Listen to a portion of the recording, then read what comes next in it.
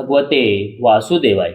श्रीमद् भागवत महापुराण के नित्य प्रतिपठन में अभी तक हमने छठे स्कंद के 13वें अध्याय में जाना कि इंद्र द्वारा जब वृत्रासुर का वध किया गया तो इंद्र पर ब्रह्म हत्या का पाप लग गया, तो वे ब्रह्म हत्या के डर से जल में कमल नाल में रहते हैं। और आज हम जानेंगे 14वां अध्याय वृत्रासुर का पूर्व चरित्र। जय श्री कृष्ण। राजा परीक्षित ने कहा, भगवान, वृत्रासुर स्वभाव का तो बड़ा रजोगुणी तमोगुणी था। वह देवताओं को कष्ट पहुंचाकर पाप भी करता ही था। ऐसी स्थिति में भगवान नारायण के चरणों में उसकी सुदृढ़ भक्ति कैसे हुई? जय श्री कृष्ण। हम देखते हैं कि प्राय शुद्ध सत्वमय देवता और पवित्र हृदय ऋषि भी भगवान की परम प्रेममयी अनन्य भक्ति से वंचित ही रह जाते हैं। सचमुच भगवान की भक्ति बड़ी दुर्लभ है।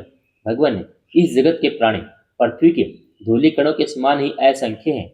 उनमें से कुछ मनुष्य आदि श्रेष्ठ जीव ही अपने कल्याण की चेष्टा करते हैं। जय श्री कृष्ण। ब्राह्मण उनमें भी संसार से मुक्ति चाहने वाले तो विरले ही होते हैं, और मोक्ष चाहने वाले हजारों में मुक्ति या सिद्धि लाभ सा कोई सा ही कर पाता है। महामुने करोड़ों सिद्ध व मुक्त पुरुषों में वैसी शांत चित्त अवस्था में वह वृत्रासुर जो सब लोगों को सताता था, बड़ा पापी था। उस भयंकर युद्ध के अवसर पर भगवान श्री कृष्ण में अपनी वृत्ति को इस प्रकार दृढ़ता से लगा सका, इसका क्या कारण है? जय श्री कृष्ण। प्रभु, इस विषय में हमें बहुत अधिक संदेह है, सुनने का बड़ा कौतूहल है। अहो, वृत्रासुर के बल पौरुष कितना महान था। उसने रणभूमि में देवराज इंद्र को भी संतुष्ट कर दिया। जय श्री कृष्ण। सूत जी कहते हैं, सोनक आदि ऋषियों भगवान सुखदेव के ने परम श्रद्धालु राज ऋषि परीक्षित का यह श्रेष्ठ प्रश्न सुनकर उनका अभिनंदन करते हुए यह बात कही। श्री सुखदेव जी ने कहा, परीक्षित, तुम सावधान होकर वह इतिहास सुनो। मैंने इसे अपने पिता व्यास जी, देवर्षि नारद और महर्षि देवल के मुख से भी विधि पूर्वक सुना है। जय श्री कृष्ण। प्राचीन काल की बात है। सूरसेन देश में चक्रवर्ती सम्राट महाराज चित्रकेतु राज्य किया करते थे। उनके राज्य में पृथ्वी स्वयं ही प्रजा की इच्छा के अनुसार अन्न रस दे दिया करती थी। उनके 1 करोड़ रानियां थी और वे स्वयं संतान उत्पन्न करने में समर्थ भी थे। जय श्री कृष्ण।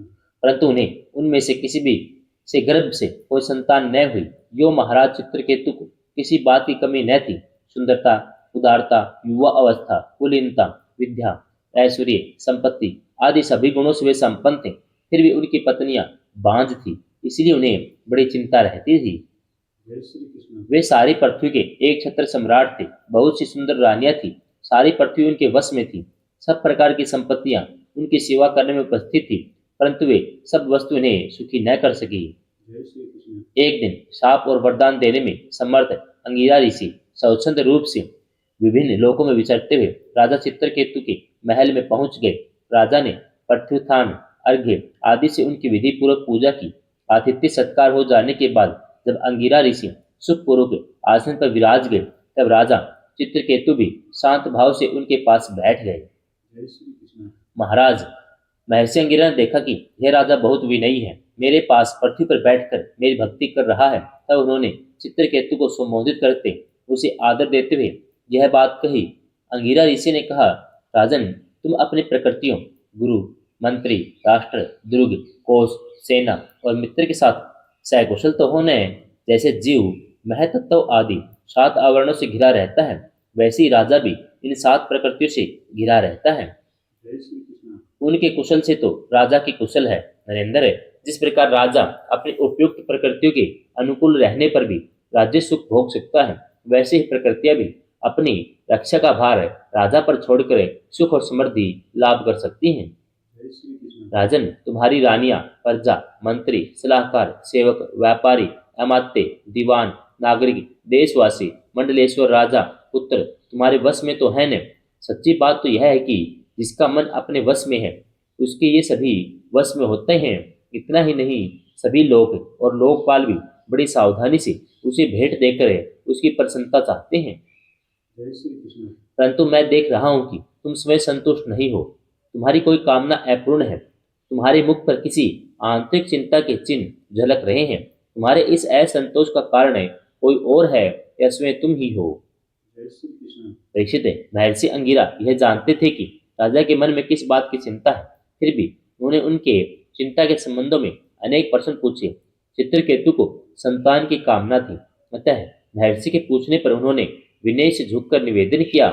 सम्राट चित्रकेतु ने कहा, भगवान, जिन योगियों की तपस्या, ज्ञान, धारणा, ध्यान, समाधि के द्वारा सारे पाप नष्ट हो चुके हैं, उनके लिए प्राणियों के बाहर या भीतर की ऐसी कौन सी बात है जिसे वे न जानते हों। जय श्री कृष्ण। ऐसा होने पर भी जब आप सब कुछ जानबूझकर मुझसे मेरे मन की चिंता पूछ रहे हैं, तब मैं आपकी आज्ञा और प्रेरणा से अपनी चिंता आपके चरणों में निवेदन करता हूँ।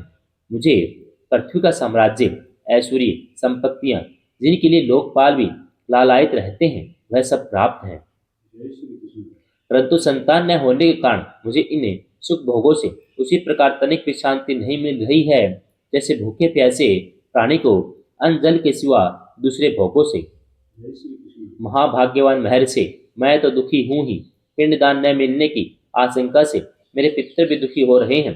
अब आप हमें संतान दान करके परलोक में प्राप्त होने वाले घोर नरक से उबारिए और ऐसी व्यवस्था कीजिए कि मैं लोक परलोक के सब दुखों से छुटकारा पा लूं। जय श्री कृष्ण। श्री सुखदेव जी कहते हैं, दीक्षित, जब राजा चित्रकेतु ने इस प्रकार प्रार्थना की, तब सर्व समर्थ एवं परम कृपालु ब्रह्मपुत्र भगवान अंगिरा ने त्वष्टा देवता के योग्य स्वरूप निर्माण करके उससे उनका यजन किया।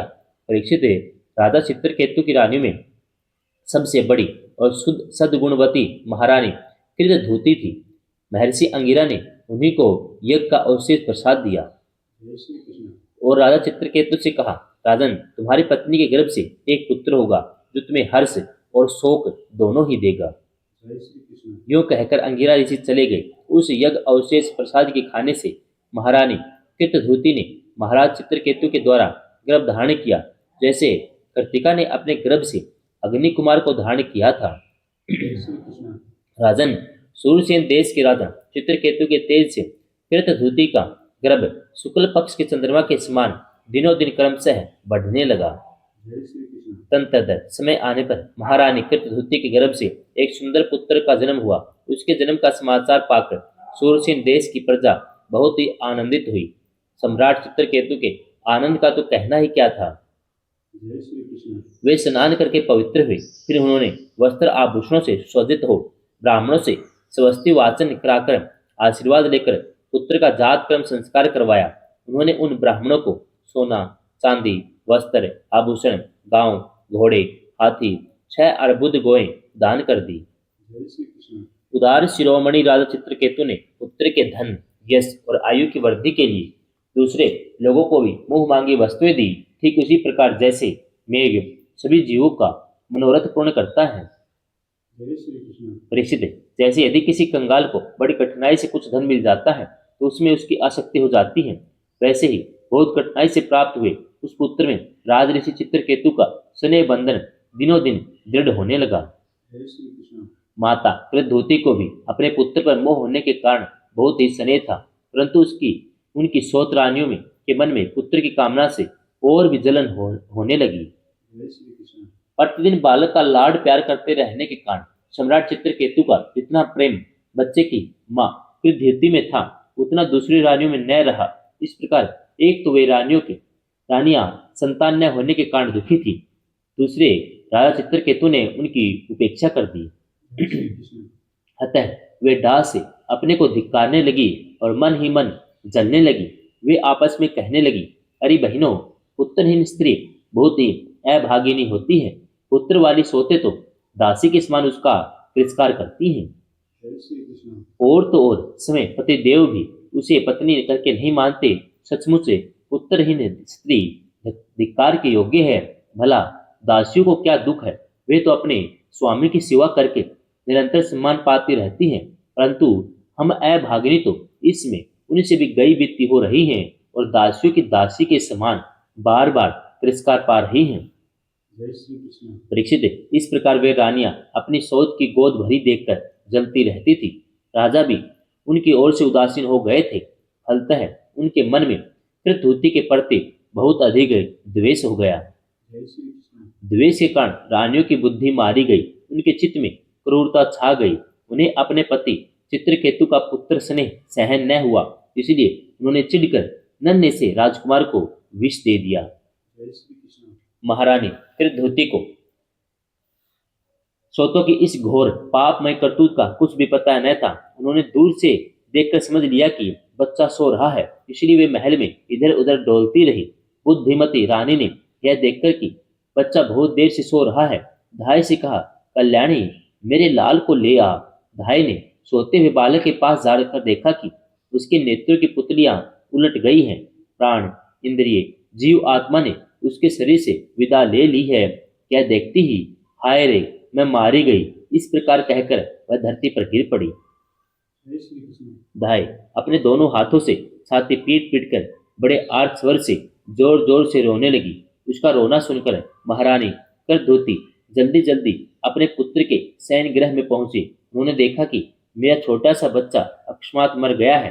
तब वे अत्यंत शोक के कारण मूर्छित होकर पृथ्वी पर गिर पड़ी। जय श्री कृष्ण। उनके सिर के बाल बिखर गए, शरीर पर के से वस्त्र अस्त व्यस्त हो गए। तंत्र महारानी का रुदन सुनकर रनिवास के सभी स्त्री पुरुष वहां दौड़ आए और सहानुभूति वश अत्यंत दुखी होकर रोने लगे। जय श्री कृष्ण। वे हत्यारी रानियां भी वहां आकर झूठ मूठ रोने का ढंग करने लगी। जब राजा चित्रकेतु को पता लगा कि मेरे पुत्र की अकारण ही मृत्यु हो गई है, तब अत्यंत स्नेह के कारण शोक के आवेग में उनकी आंखों के सामने अंधेरा छा गया। जय श्री कृष्ण। वे धीरे धीरे अपने मंत्रियों और ब्राह्मणों के साथ मार्ग में गिरते पड़ते मृत बालक के पास पहुंचे और मूर्छित होकर उनके पैरों के पास गिर पड़े। उनके शोक और वस्त्र इधर उधर बिखर गए। वे लंबी लंबी सांस लेने लगे। आंसुओं की अधिकता से उनका गला रुंध गया। वे कुछ भी बोल न सके। जय श्री कृष्ण। पति प्राण रानी कृतधूति अपने पति चित्रकेतु को अत्यंत शोकाकुल और इकलौते नन्हे से बच्चे को मरा हुआ देख भांति भांति से विलाप करने लगी। उनका यह दुख देखकर मंत्री आदि सभी उपस्थित मनुष्य शोकग्रस्त हो गए। जय श्री कृष्ण। महारानी के नेत्रों से इतने आंसू बह रहे थे कि वे उनकी आंखों का अंजन लेकर केसर और चंदन से चर्चित वक्षस्थल को भिगोने लगे। जय श्री कृष्ण। उनके बाल बिखर रहे थे, उनमें गूथे हुए फूल गिर रहे थे। इस प्रकार वे पुत्र के लिए कुररी पक्षी के समान उच्च स्वर से विविध प्रकार के विलाप कर रही थी। जय श्री कृष्ण। वे कहने लगी, अरे विधाता, सचमुच तू बड़ा मूर्ख है जो अपनी सृष्टि के प्रति कुल चेष्टा करता है। बड़े आश्चर्य की बात है कि बूढ़े बूढ़े तो जीते रहे और बालक मर जाए। जय श्री कृष्ण। यदि वास्तव में तेरे स्वभाव में ऐसी विपरीतता है, तब तो तू जीवों का अमर शत्रु है। यदि संसार में प्राणियों के जीवन मरण का कोई क्रम न रहे, तो वे अपने प्रारब्ध के अनुसार जन्मते मरते रहेंगे। जय श्री कृष्ण। फिर तेरी आवश्यकता ही क्या है? तूने संबंधियों में स्नेह बंधन तो इसलिए डाल रखा है कि वे तेरी सृष्टि को बढ़ाएं, परंतु तू इस प्रकार बच्चों को मारकर अपने किए किराए पर अपने हाथों पानी फेर रहा है।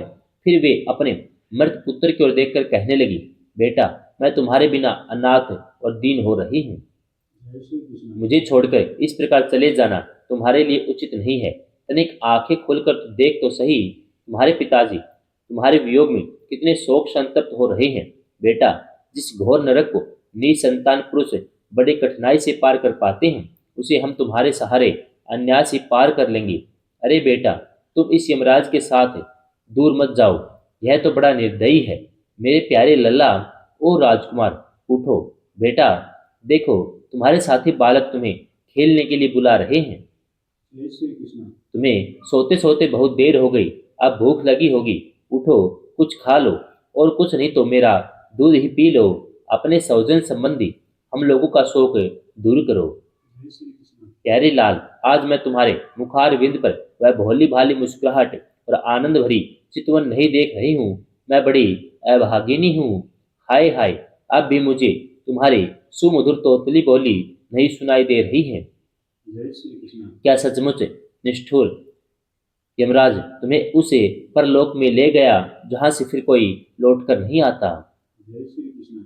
श्री सुखदेव जी कहते हैं, परीक्षित, जब सम्राट चित्रकेतु ने देखा कि मेरी रानी अपने मृत पुत्र के लिए इस प्रकार भांति भांति से विलाप कर रही है, तब वे शोक से अत्यंत संतप्त हो फूट फूट कर रोने लगे। जय श्री कृष्ण। राजा रानी के इस प्रकार विलाप करने पर उनके अनुगामी स्त्री पुरुष भी दुखित होकर रोने लगे। इस प्रकार सारा नगर ही शोक से अचेत सा हो गया। राजन महर्षि अंगिरा और देवसी नारद ने देखा कि राजा चित्रकेतु पुत्र शोक के कारण चेतनाहीन हो रहे हैं, यहाँ तक कि उन्हें समझाने वाला भी कोई नहीं है। तब वे दोनों वहां आए। जय श्री कृष्ण 14वां अध्याय समाप्तम। जय श्री